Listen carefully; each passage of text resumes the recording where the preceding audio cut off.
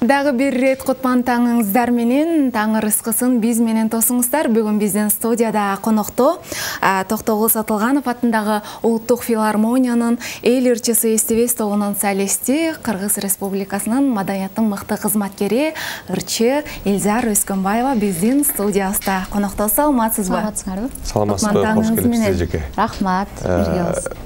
Кирип келгениңизде эле назарым ушул сиздин формаңызга түштү жеке. Алгач эл менен амандашалы, анан кеп калалы. Чоң рахмат. Кутман угуша күнүңүздөр менен, урматтуу кыргыз журтум дейин. 5 канал аркылуу сиздер менен кайрадан амандашып жаткан кубанычтамын. Бар болуңуздар, сиздер дагы чакырганыңыздарга рахмат. Баракелде. Элзар же айтсаңыз, формага назарым түштү дедим. Азыр могул жердеги баягы эмне деп коет, шылдырак. Өзгөчө образ. Кимдин колунан жаралды бул керемет? Негизи ушу салттуу кийимдердин баягы этно стили десек болот. Анан биз беркиндей заманбап үкү менен да көп кийебиз костюмдарды, то есть кийимдерди. Анан бул ар кимдики аралашкан, башымдагы тебетей болсо суусар деп ушу илгерки кыргыздын кыздары кийген тебетейди айтыш фонттон атайын тиктирип алгам буйрутма менен. Анан калгандарын ылайыктап эми долон стиль деп бизде жакшы кыйын кыздар бар, кийим кыргыздын кийимдерин тиккен, баягы шырыма чапандарды тиккен, ошол кыздар тигип берген. Анан өтө ыңгайлуу экен, чын айтсам. Акыркы күндөр ушул костюм чечпей эленмин. Себеби аябай эме ыңгайлуу болот. Сонун жарашат сизге. Ушул топу да өтө ыңгайлуу болот экен. Анан мындай унаага ушу менен отура берсең да болот экен. Мисалы берки заманбап үкү топу деп атпаймынбы? Ал менен батпайбыз. Муну менен ушу ойдон кирип чыгып өтө ыңгайлуу экен. Ошондуктан көп нерсе ушундай басым жазып атам. Мен дээрлик концерттерде гана ушундай кийчелем. Азыр мындай концерттерде эмес, жеке эфирлерде дагы, той топторлордо да кийип калдым. Өтө жогору көрүнөсүз, сулуу, нарыктуу. Салттуу музыка менен эстраданы айкалыштырып, дайыма бирдей тең алып жүрөсүз. Канчалык деңгээлде жүрөгүңүзгө кайсыл жакын? Эми албетте мен таза эстраданын өзүн ырдаган жокмун. Таза эстрада ырчысы эмесмин. Салттуу музыканы алып жүрүүчү болгондон кийин негизи фольклор албетте комуз менен элдик ырларда, элдик өзек чыгармачылыктагы мындан муңга өтүп келаткан ушу кыргыздын чыгармаларын аткарып жүрөм, аткарып келем. Анан заманга ылайык албетте ошо синтезделип фольклор менен эстраданы аралаштырып ырдаганга туура келет экен. Анан аны да ырдабасак болбойт экен, бирок таза эстрада ырдабай элем. Эстрада музыкасын шөкөттөп жазатканым менен ырдаганым үндүн коюлуусу деп коет го, постановка голоса деп коет. Бул элдик ырдоо, народный вокал деп коет, элдик ырдоо бөлүм. Ошондуктан таза эстраданы ырдай алган жокмун. Балким ырдасам деле болот го, бирок 5 жыл окуп ушул үнүн коюлуп калгандан кийин таза эстрада кылып ырдап көрөйүнчү десең деле окшошпойт экен да. Студияга барганда деле айтып коет да, бу жер мындай кылып алып койчу, тиндей кылып алып көрчү деп, жанан жакшы окшоштуруп деп эстрада ырчылар мелизмалар жасайын дейсиз, бирок десем деле окшошпойт да. Анан ошондуктан ойлойм мен эми өзүмдүн кесибим да бул, ошон үчүн эң көп жүрөгүмө жакын ушул салттуу музыка болот. Баракелде.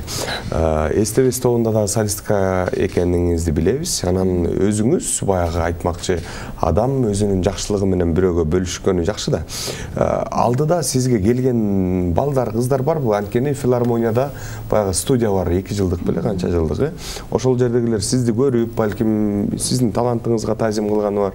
Элзар же бизге сабак өтүңүзчү, же болбосо бизге устатчылык кылыңызчы дегендер болду беле?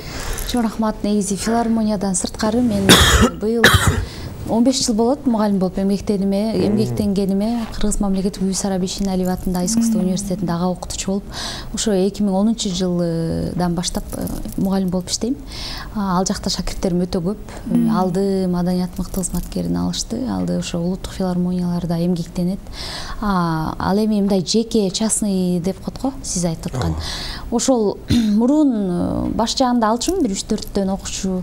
Анан жаш курагы чектелчү эмес, эң улуусу 60 жаштагы эжекелер келип окучу. Анан кийин ушу убакыттын тардыгына байланыштуу өзүм 3 мамлекеттик жумушта иштейм. Ошол себептен өзүмдүн гана студенттериме убакыт бөлүп калдым. Азыр учурда 12 студентим бар. Эртең мына гос экзаменге чыккан жатабыз. 2 кызымды учурам, уядан Кудай буйрса, анан калганын дагы ушинтип тарбиялап 5 жыл ичинде учурабыз. Анан негизи жеке ошентип сизден окугум келет деп жазгандарга мен жеке сабак бере албайм, бирок 11-ди бүтүп, окууну бүтүп, биздин университетке келсеңиздер, албетте окууга тапшырганга да жардам берем. Мен эле эмес, менден күчтүү залкарлар иштейт, кааласаңар ошолордон да окугула, кааласаңар менден окугула деп да айтып кетет элем. Ооба, бүтүрүүчүлөр балким чыгармачыл чөйрөгө аралашам деген дагы жаш таланттар бар. Жол-жобосун айта кетсеңиз, окууга кандай кылып тапшырыш керек? Өзүнүн университеттин өзүнүн ОРТ-си бар дегендей.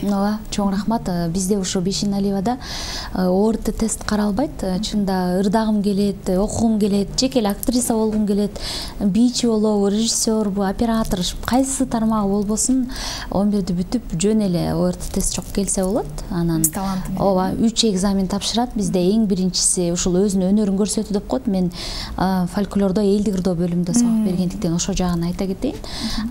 3 ыр комуз менен аткарып берет. Терме санат ырларын, ашыктык арман ырларынан, анан элдик классикага айланган ырлар бар. Ошолордон 3 ыр даярдап келип, экинчи экзамен коллоквиум деп коет, ооз-эки суроолор. Мисалы ушу кадимки эле Бибисара Бишин-Алиева деген ким болгон деген. 3-чү диктант жазат, болду. Ошол 3 экзаменден жакшы өтсө, бюджетке же контрактка кабыл алынат. Анан биздин ошо кафедрага келсе 5 аспапты үйрөнүп чыгат да, жок дегенде. Бүтпөй калгандар дагы болушу мүмкүн. Болот, кулап калгандар. Эгер 2 алып калса кулап калат. Мүмкүн этсек, азыр комуз деп калдыңыз. Ушуну окууга алып жатканда комуз билүүсү абзелби? Ооба, негизи мурун биз комуз билбей эле келип тапшырганбыз. Ошо мындан 18 жыл мурун тапшыргам мен. Бирок азыр талаптар улам сайын күчөйткөн, барган сайын биз азыр комуз билмейин албайт. Эми такыр эле шумдук билбесе деле бир аз кылдыратып, бир баягы окшоштуруп ойноп келсе, эми калганын өзүбүз үйрөтүп алабыз. Менин суроом тагыраак болсун, эжей. Комуз такыр билбеген бала салттуу музыкага тапшыра алабы? Эгер үнү болсо, азыркы күндө үнү да бар, жанагы экзамендерин берди, болгону комузду черте албайт. Аябай жакшы суроо. Бизде ошол экзамендин алдында дагы бир 15 күндөй өзүлөрү окутуп даярдайт. Жок дегенде 3 ырга үйрөтүп, ошо сиз жогоруда айткан частный сактуу кылып өтүп даярдап беришет. Эси жок, ушул фольклорго каалайм деп бала аябай көңүлдөнсө фольклорго 2-3 ыр үйрөтүп кичине баш жагын. Анан жок, үйрөнбөй эле тапшырам десе, анда бизде жетиген классы, кылгыяк классы, үйлөм аспаптар классына 0-дөн баштап эле кабыл алынат. Ал жерге ырдап, музыкалык данныйларды текшерип алат дагы, анан өзүлөрү ушу 0-дөн баштап үйрөтөт. Баракелде. Менин кафедрама комузчулук классына же элдик ырдоо классына жогоруда айткандай кылдыратып болсо да 1-2 ыр ойноп кириш керек да, жок дегенде. Баракелде. 0-дон баштап деп калдыңыз. Комузду канча убакытта үйрөнүп кете алышат балдар? Эми ар кимдин эмесине жараша, мүмкүнчүлүгүнө жараша болот. Кээ бир мындай угуу сезими өтө күчтүү балдар, жөндөмү күчтүү балдар бат эле үйрөнүп кетет. Бирок ушундай каалагандар анан угуу сезими начарлар да болот.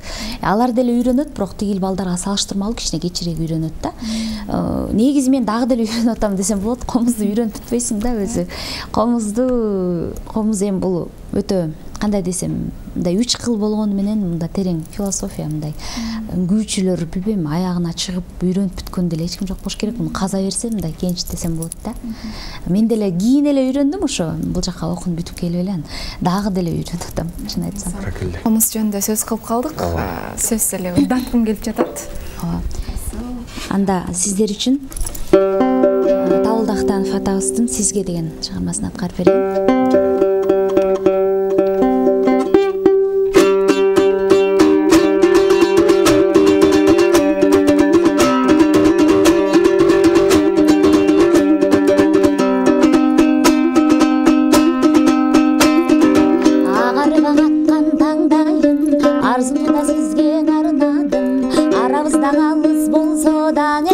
Асылыма сизди тандадым, жаркырап аңаткан таңдайым,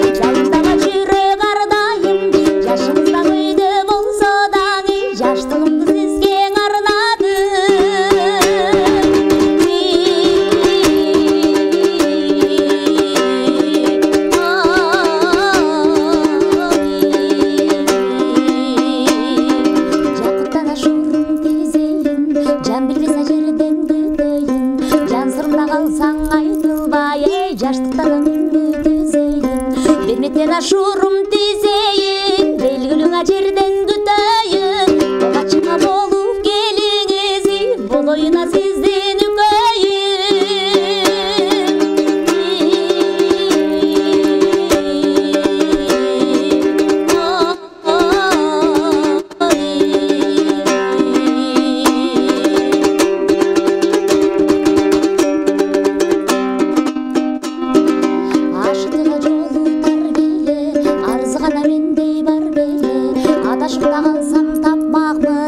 Ягатая сизди кайрылы сүйдүна жолу тар беле сүйдүгүна кандай жан деле кайрадан келсем жашоого сүймөкүна сизди кайреле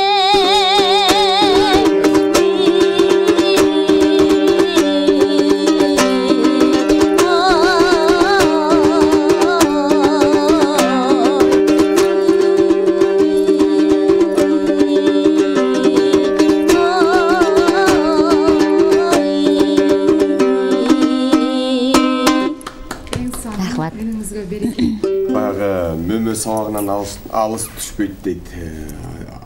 Тукумуңузда деги эле ата журтуңузбу же тай журтуңузбу өнөр нысандары барбы? Чоң рахмат. Негизи чоң апаларыбыз аябай ооз комуз жакшы ойноп анандай кошокторду жанагындай элдик ошол ырларды аябай жакшыдаган деп айтып калышат. Мен көрбөй калдым тилекке каршы, бирок балким ошолор жактан деле өтсө керек. Анан тай жактарыман дагы абдан жакшырдашат негизи.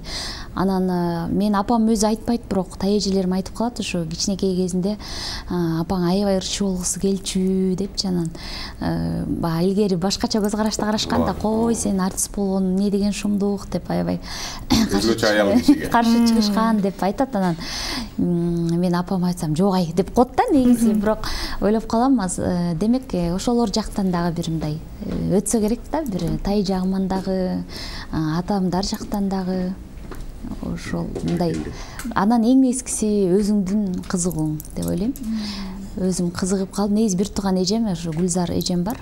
Ошол ырдап жүрүп эле, аны туурап мен ырдап жүрүп эле ошо ырчы болуп калдым окшойт. Эң сонун таң атпай үнүңүздүн куулжуп чыкканы дагы баягы ырчылар айтып коет эмеспи, эртең менен үнүбүз чыкпайт деп. Кантип үндү тарбиялаш керек? Үн негизи связкалар деп коет, кенеде тамырлар болот, ичке өтө жумшак, өтө үлбүрөк. Ошон үчүн бекер айтпайт, үндү багыш керек, сакташ керек депчи. Бирок үндү дагы бакканда өтө эле бөпөлөп, баягы такыр эле муздак ичпей анте берсең үн да ого өтөр. Ошол эркелеп анткени айтып атпайбы, жумшак, назик депчи. Анан кээде ысык муздак сууга деле көндүрсөң көнөт. Анан биз баягы профессионал ырчы болгондон кийин салттуу музыканы алып жүрүүчү менен фольклордун айырмасы ушунда. Мисалы, сиз ырдасаңыз фольклор деп айтылат да. Анткени сиз буну 5 жыл окуган жоксуз да, мисалы. А мен ырдасам, жок, мен салттуу музыканы алып жүрүүчүсү деп айтылам. Себеби мен муну окугам да, мисалы 5 жыл окудум. 5 жыл эмес, 8 жыл, 9 жыл окугандар бар. Биз уктап аткан жерден да ырдаганга, кандай десем, укуктуубуз да. Биз кандай болбосун, таң атабы, түнгүрө 12 болобу, бизге ошол нерсе коюлган да, баягы постановка деп айтып атпаймынбы, үн коюу. Биз ырдашыбыз керек. Биз ырдабаганга, себеби бул биздин кесибибиз. Сизди деле мисалы эртең менен 7-де туруп алып бар десе алып барышыңыз керек да. Ошол сыяктуу нерсе. Ошон үчүн үнүм ачылбайт деп эми албетте баягы таңга жук бардык эле адамдардын үнү уктап жаткан болот. Бирок эгерде сиз ал профессиянын ээси болсоңуз, антип шылтоолоонго акыңыз жок да, ошондой. Туура. Чыгармачылык жөнүндө дагы сөз кылып, акыркы клибиңиз тууралуу дагы сөз кыла кетсек, клип тартырууда кандай эмелерге басым жасайсыз? Мен ушу көп деле өтө клип тарттырбайт экенмин, ойлоп көрсөм. Бир 4 жылда бир, 3 жылда бир тарттырып калам. Анан ушул акыркы ырда адамдар сыйлашалычы мындай өзү оорураак ырда, мындай оор дагы тема. Анан ону кимге таандык? Сөзү ошо Бердибек Жамгырчиев, биздин Кыргыздын азыркы мыкты жаш акындарынын бири. Ону болсо Жазгүл Жумаканова эжекебиздики. Буга чейин Жазгүл эжем бар бололу деген, кайдасыз деген ырларын ырдагам. Анан ушул эл арасына бар бололу жакшы тарап, баягы элдер той топур эми азыр замандын талабы да, ошол учурларда көп сурам калышат. Анан кийин кийин жазгүл эжеме айттым, ушу мага дагы бир ыр жазып бериңизчи десем эле ушу Бердибектин сөзүн жөнөтүп калды. Ушул сөз аябай жагып калды, бирок мындай оор экен, ырдай бересиңби? Анан ооба ырдай берейин. Оонун бир күндө эле баягы илхому келип жаратып берди. Анан алып эле аябай жакты, бирок оону бир укканда мындай түшүнүксүзүрөөк, мындай түшүнүксүзүрөөк дегенде кандай оор оону. Анан мейли эми баягы жеңил желпи ырларды мындай күнүгө эле ырдап атам, ансыз деле. Анан ушундай баягы репертуарыма дагы бир мындай ойлоно турган ырлардан киргизейин деп жаздырдым. Жаздыргандан кийин эле ошо өзүмдүн көркөм жетекчим Алы Туткучев агай, ошо СТВ тобунун жетекчиси Алып айкеге айттым, сценарий жазып берди. Анан ошо СТВ тобу колдоп, коштоп, ошо жерде 30 киши массовка болсо, ошол тең СТВ тобу баары жардам беришти. Анан Баяман деген клипмейкер бала тартып берди. Ошол 2 күндө эле тартып койду окшойт. Демек, сценарийдин түзүлүшү бул Алы Туткучевка. Алы айкеге таандык. Баракелде. Илзар же мүмкүн болсо, баягы ар бир нерсе жуу менен дагы бир керемет чыгарма өтүнөлү. Анан буюрса эфирибиз менен коштошуп. Өзүм репертуарларыман ушу көбүнчө Майра Керимкызынын ырларын ырдап жүрөм. Ушу Майра эженин Сезим жанары.